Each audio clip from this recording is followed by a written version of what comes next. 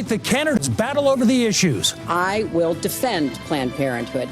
I will defend Roe v. Wade. I am putting pro-life justices on the court. And disagree on allegations of sexual misconduct by Trump. I think they want either fame or her campaign did it. Donald thinks belittling women makes him bigger. Another big talking point, will Trump accept the results if he loses? I will tell you at the time. I'll keep you in suspense. That's horrifying.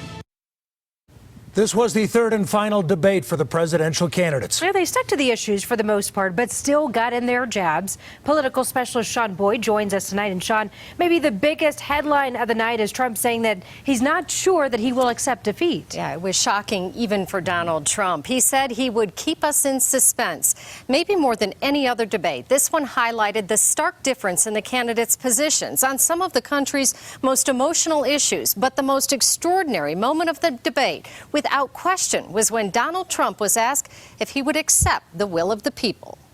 That you will absolutely accept the result of this election. I will look at it at the time. I'm not looking at anything now. I'll look at it at the time. Donald Trump had hinted at it for days, saying the election is rigged. But for the first time, he made it clear. If he loses, there may not be a peaceful transition of power. He is denigrating, he's talking down our democracy, and I, for one, am appalled. There were other firsts this debate. The candidates were pressed on their positions on late-term abortions. If you go with what Hillary is saying, in the 9th month, you can take the baby and rip the baby out of the womb of the mother just prior to the birth of the baby. Now, you can say that that's okay, and Hillary can say that that's okay, but it's not okay with me. That is not what happens in these cases, and using that kind of scare rhetoric is just terribly unfortunate. You should meet with some of the women that I've met with, women I've known over the course of my life.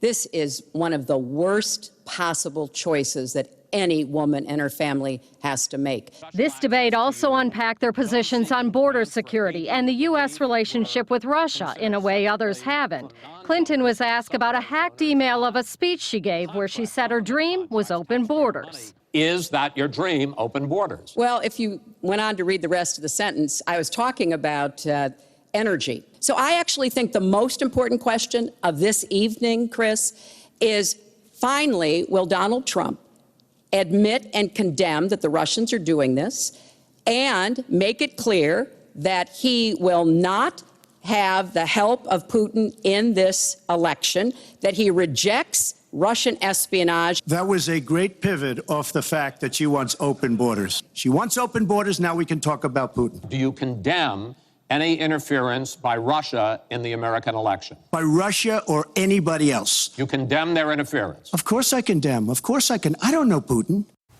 But it wasn't all policy tonight. Donald Trump was given a chance to respond to sexual assault claims that have surfaced over the last week. Those stories have been largely debunked, and I really want to just talk about something slightly different. She mentions this, which is all fiction, all fictionalized, probably or possibly started by her and her very sleazy campaign. Now, Trump suggested that the women might have come forward for fame, which brought Clinton back to a common theme tonight. Trump's claims that situations are rigged against him.